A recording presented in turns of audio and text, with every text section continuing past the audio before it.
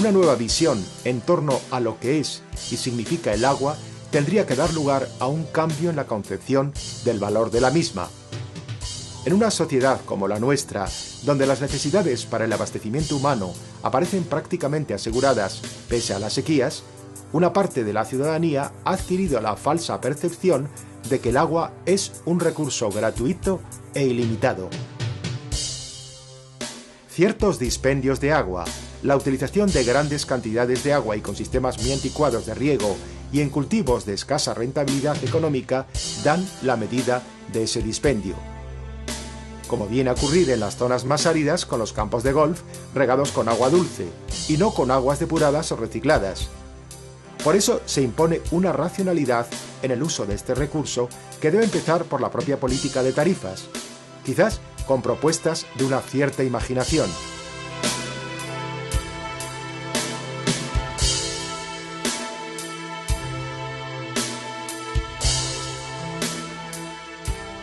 La existencia de una amplia red de embalses a lo largo de todo el territorio peninsular, construidos especialmente en décadas anteriores, asegura ese imprescindible abastecimiento. Pero más allá de la atención a esas necesidades humanas, la destrucción de paisajes como los de montaña por la construcción de nuevas presas puede terminar por afectar gravemente a ese recurso tan indispensable en esa nueva concepción del agua y del medio natural como es el paisaje.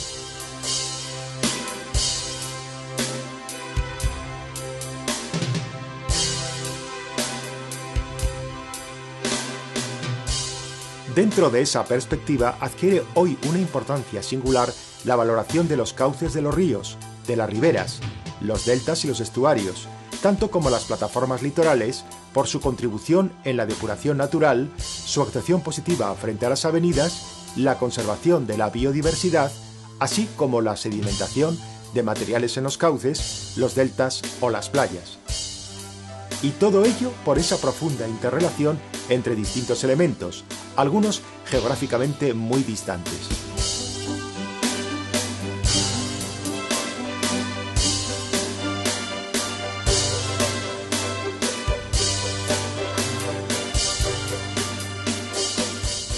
Desde algunas opiniones científicas se ha alertado sobre los riesgos de elevación del nivel del mar en las costas como secuela de un supuesto deshielo de los polos.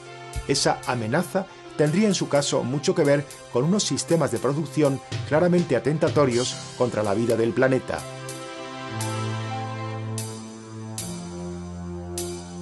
Hace poco tiempo, unos 20.000 años aproximadamente solo, pues el agua del mar en las orillas de los continentes, y concretamente el continente europeo, había descendido como unos 100 metros de nivel. Había un declive de esos 100 metros, que en el caso del Atlántico, donde las pendientes son suaves, suponía un alejamiento de la línea de costa muchos kilómetros, donde el declive era más fuerte, era más próximo, pero evidentemente todo eso había quedado al descubierto.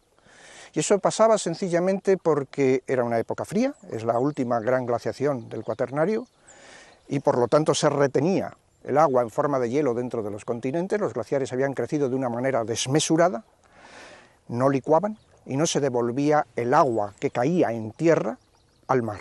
Ahora llueve, el Danubio, el Rin o el Tajo recogen el agua y la devuelven al mar. En el mar se produce la evaporación y se devuelve otra vez a las montañas, se devuelve a las divisorias de agua, se devuelve a los ríos y de paso de nuevo al mar. Por lo tanto, hay una situación de conexión verdaderamente extraordinaria y todo el mundo lo conoce porque los periódicos hablan de ello. Si se derritiese Groenlandia, si se derritiese la Antártida, ¿qué pasaría? Pues que subiría obligatoriamente, igual que hemos dicho que bajó el agua del mar.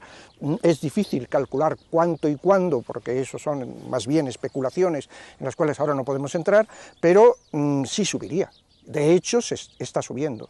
De hecho, la licuación de los glaciares terrestres, que es muy pequeña y diríamos que debería ser casi insensible, sin embargo, se nota ya en las orillas del mar.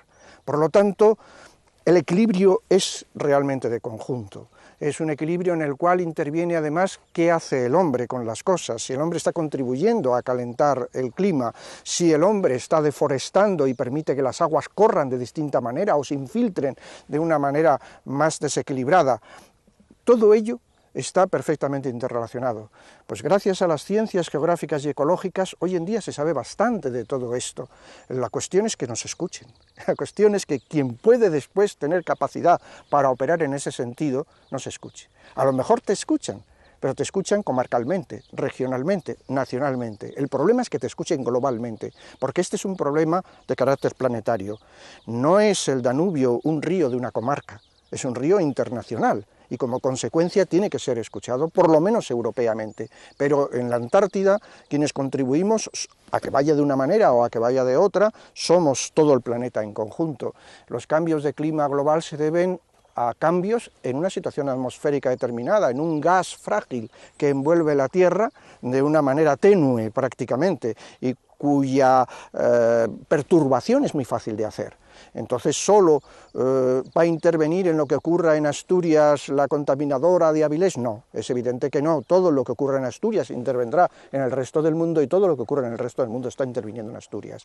Por lo tanto se trata de un problema genérico y desde luego lo que no se puede hacer de ninguna manera es dividir las aguas solamente en dulces o saladas, sino que hay que hacerlo teniendo en cuenta su concatenación. Y es una cosa evidente, igual que los cursos de agua dulce son las claves de instalación de las grandes culturas en la historia del planeta, han sido el gran río, que se ha dicho siempre, que era el océano, la mar océana es el gran río, han sido también los canales de la civilización y de la cultura, también del imperio, eso no lo olvidemos, han sido los canales de la guerra, sin duda ninguna, ¿no? Y de la extensión y del contacto positivo y negativo entre unas partes y otras de los hombres, pero no cabe duda que también lo ha sido, y por lo tanto son los dos ejes de la historia.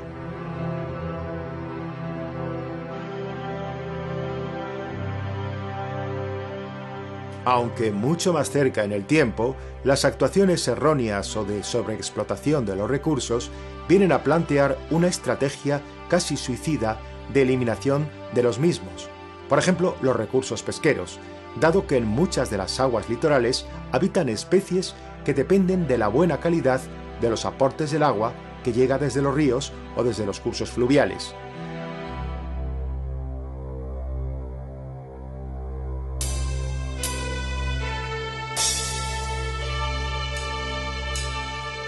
Es necesario recordar que el río no es un simple colector de agua para atender a determinadas necesidades productivas, sino un eje de vida para su utilización racional desde el punto de vista del recurso, tanto como desde el lúdico o recreativo, sin dejar de lado la imprescindible necesidad de su calidad desde el punto de vista ecológico.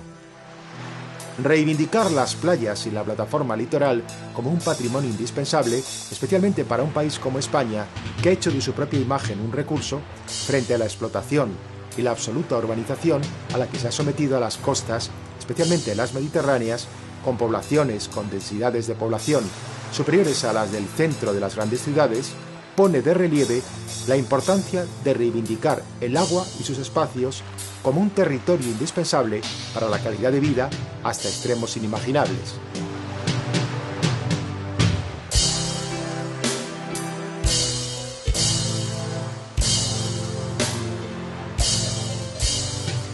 En ese cambio de concepción y de racionalización en el uso de un agua, que es vista hoy con otros ojos diferentes a los de un simple recurso productivo, va a depender el futuro.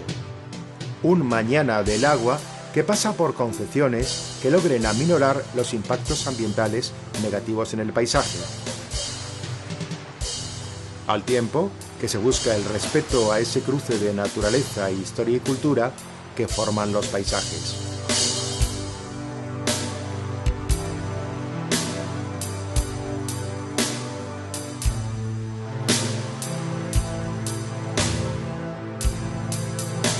En ciudades como Zaragoza, el río perfila el elemento fundamental de su identidad.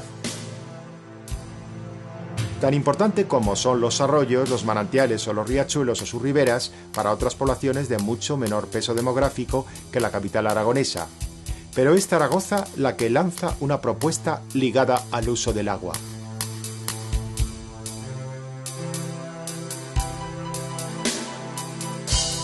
Aragón, España entera incluso, tiene en la Expo 2008, que se celebrará aquí en esta ciudad sobre el tema de agua y sostenibilidad, una oportunidad única y al mismo tiempo un reto muy importante. La oportunidad de proyectar a nivel mundial el nuevo modelo europeo de la Directiva Marco, lo que es la nueva cultura del agua del siglo XXI. Pero para ello Aragón tiene que superar los grandes problemas que hoy tiene en torno al conflicto entre el llano y la montaña. Tenemos que superar a través del diálogo esa dinámica también envenenada del pasado de hacer grandes presas inundando pueblos para aumentar regadíos de maíz o de otro tipo de usos económicos. Debemos superar estos viejos enfoques y si somos capaces de hacerlo a través del diálogo ciudadano, Zaragoza tendrá y España entera tendrá una Expo 2008 abierta hacia el futuro, abierta hacia la nueva cultura del agua. Será una ocasión histórica excepcional.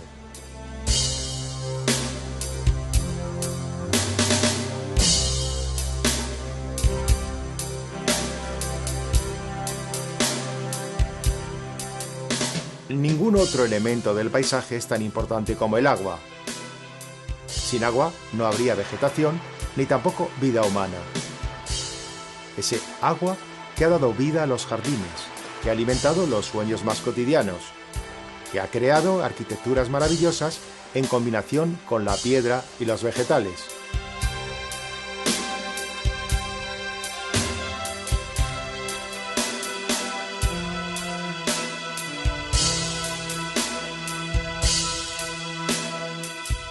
Un recurso presente en el planeta a través de un sistema cíclico, cada vez más sobreexplotado y debiendo atender a unas necesidades insospechadas en otras épocas.